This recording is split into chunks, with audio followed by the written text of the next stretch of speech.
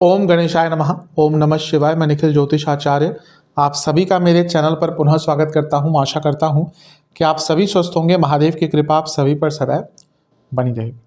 ये वीडियो वृश्चिक यानी कि स्कॉर्पियो के लिए बहुत महत्वपूर्ण है, क्योंकि ये वीडियो है शुक्र महाराज के राशि परिवर्तन के बारे में, जो होगा 12 फरवरी 2024 को। 12 फरवरी को शुक्र आपके धन स्थान को छोड़कर तीसरे भाव में प्रवेश कर जाएंगे। शुक्र कहीं ना कहीं शुभता है, शुक्र लक्ष्मी है, शुक्र सुख है, शुक्र आनंद है, शुक्र कहीं ना कहीं आपके जीवन में जो भी भौतिकता होती है उसके कारक हैं, लग्जरीज के कारक हैं, भोग के कारक हैं, विवाह के कारक हैं, वैवाहिक जीवन में सुख के कारक हैं, कहीं ना कहीं फिजिकल इंटीमेसी के कारक है, रोमांस के कारक हैं। तो जो भी आनंदमय चीज़ें होती हैं हमारे जीवन में, जो भी कहीं ना कहीं हमारे इंद्रियों को बहुत प्रभावित करती है, हर प्रकार की इंद्रिय को, वो कहीं ना कहीं शुक्र के अधीन आ जाती है।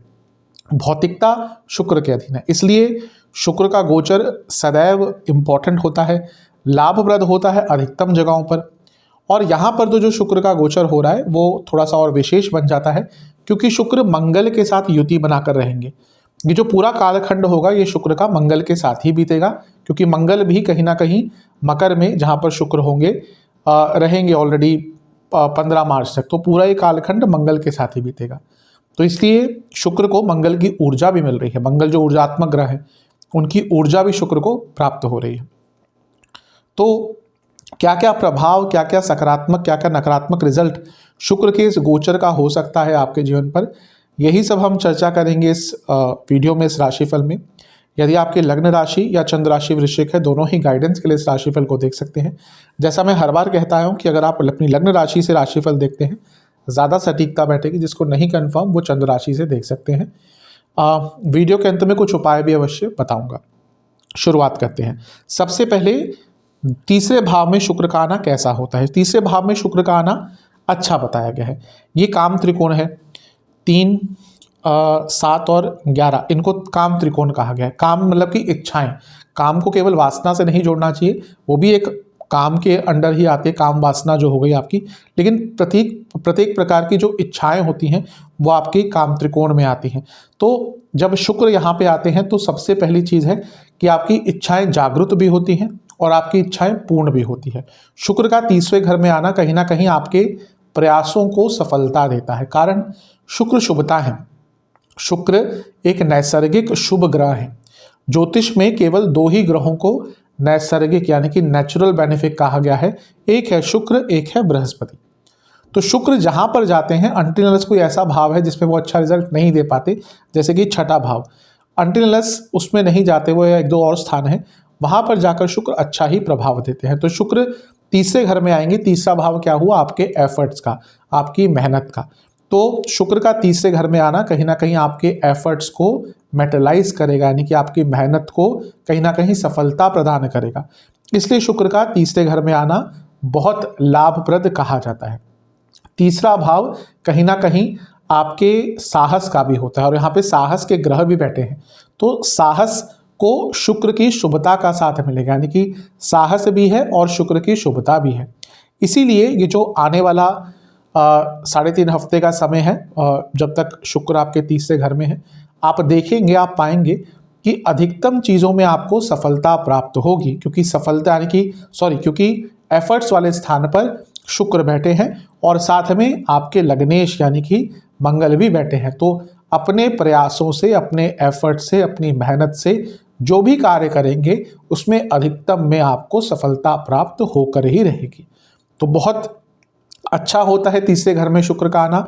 तीसरे घर में शुक्र का आना व्यक्ति को कहीं ना कहीं धन प्राप्ति अपनी मेहनत से करवाता है। यानी कि आप प्रयास कर रहे थे कि हाँ यहाँ से पैसा आ जाए, वहाँ से पैसा आ जाए, नहीं आ रहा था, ये वो समय है जब आप अपनी मेहनत से, अपने प्रयासों से धन भी अर्जित कर सकते हैं।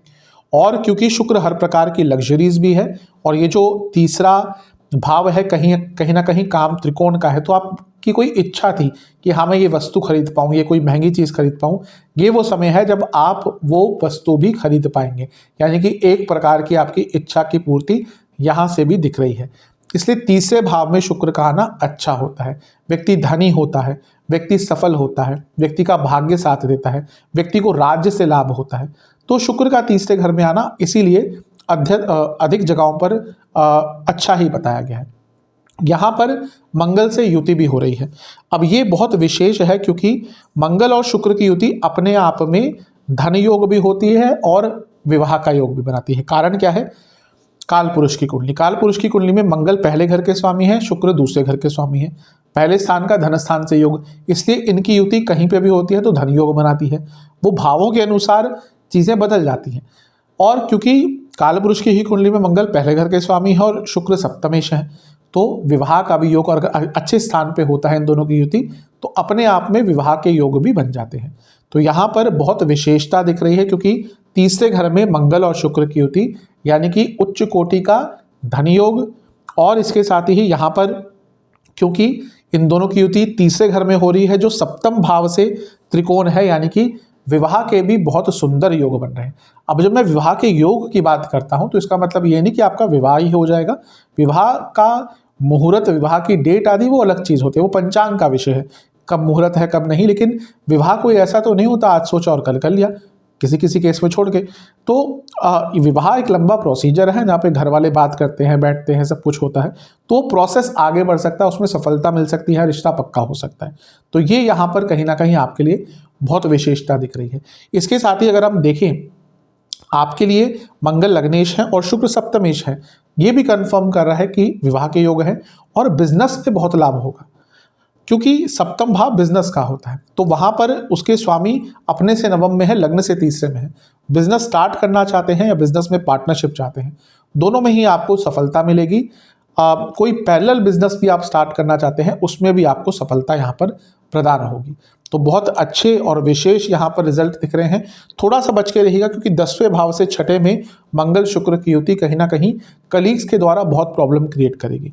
तो आपके कलीग्स जानबूझकर आपका नाम खराब करने का प्रयास करेंगे, आपसे कुछ गलतियां यहाँ पे होती है, गलती एक होगी उसको गिनाया 10 जाएगा। तो इस चीज़ के लिए भी तैयार रहिएगा और स्पेशली अपने कलीग्स पर भरोसा गलती से भी मत कीजिएगा। जो इस पर भरोसा करते थे वो भी यहाँ पर आपके विरुद्ध जा सकते हैं। तीसरे घर के शुक्र कभी कभी व्यक्ति को बहुत उत्तेजित कर देते हैं, व्यक्ति को बहुत उसके अंदर कहीं ना कहीं जो उसके जो उत्तेजना तो कहिए, साथ में साथ उसमें जो उसके अंदर एक्साइटमेंट है वो कहीं ना कहीं एक अलग ही लेवल पर चली जाती है। और जब व्यक्ति के अंदर एक्साइटमेंट ज़्यादा होती है, व्यक्ति के अंदर उत्तेजना ज़्यादा होती है, व्यक्ति के इच्छाएं प्रबल रूप से बढ़ती हैं, तो हम गलतियां भी करते हैं। तो अपनी उत्तेजना को, अपने एक्साइटमेंट को जितना कम कर सकते हैं, जितना कंट्रोल कर सकते हैं, उतना आपके लिए अच्छा रहेगा। तीसरे घर के शुक्र कहीं ना कहीं रोग ग्रसित भी करते हैं, तो शुक्र यहाँ पर आते हैं तो अचानक से व्यक्ति की तबीयत भी बिगड़ सकती है। तो उस चीज़ के लिए भी थोड़ा बहुत तैयार रहेंगे तो आपके लिए कहीं ना कहीं अच्छा रहेगा। शुक्र आपके लिए किस किस भाव के स्वामी है, जैसा हम ऑलरेडी डिस्कस कर चुके हैं कि सप्तम भाव के स्वामी है और 12वें घर के स्वामी है। 12वें घर के स्वामी का तीसरे घर में आना कहीं ना कहीं बताता है कि विदेश की यात्रा के योग बन सकते हैं। तो अगर आप एक शॉर्ट टर्म लेवल पर या शॉर्ट टाइम के लिए विदेश में यात्रा करना चाहते थे, उसके लिए समय अच्छा है। तीसरे घर में अपने आप शुक्र का होना कहीं ना कहीं भाई बहनों से संबंध वैसे ठीक करता है, लेकिन क्योंकि यहाँ पे मंगल भी है, यहाँ पर थोड़ा भाई बहनों के साथ मिसकम्युनिकेशन हो सकता है क्योंकि मंगल की यहाँ पर ऊर्जा भी है और शुक्र कभी कभी व्यक्ति को इन सब केसेस में जहाँ पे भाई बहनों या कम्युनिकेशन की बात आती है, व्यक्ति को थोड़ा सा कंफ्यूज भी कर सकते हैं। तो जब अपने भाई बहनों से बात करें, एक क्लैरिटी ऑफ थॉट के साथ करेंगे तो आपके लिए बहुत अच्छा रहेगा। क्योंकि शुक्र आपके सप्तम भाव के स्वामी भी हैं और वो अपने से नवम स्थान में बैठे हैं, यानी कि आपके पति या पत्नी को भी कुछ ना कुछ भाग्य के कारण, उनके भाग्य चमकने के कारण कुछ ना कुछ लाभ यहाँ पर प्राप्त हो सकता है।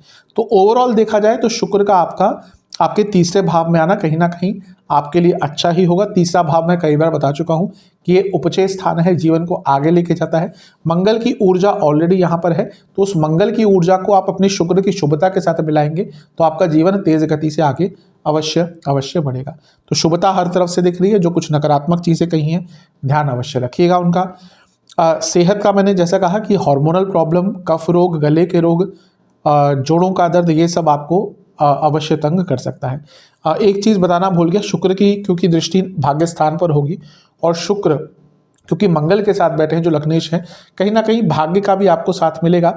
लेकिन क्योंकि ये जो राशि है ये मंगल की नीच की राशि है, मंगल भी देख रहे हैं और शुक्र 12वें घर के स्वामी हैं। अपने पिताजी की सेहत का थोड़ा सा ज़्यादा ध्यान देंगे तो आपके लिए अच्छा रहेगा। उपाय के स्वरूप में आपको लक्ष्मी जी को केसर युक्त खीर का भोग लगाना है। ध्यान ये देना है कि केसर के साथ साथ जब खीर बन जाए उसमें थोड़ा सा आपको गुलाब जल का उपयोग करना है।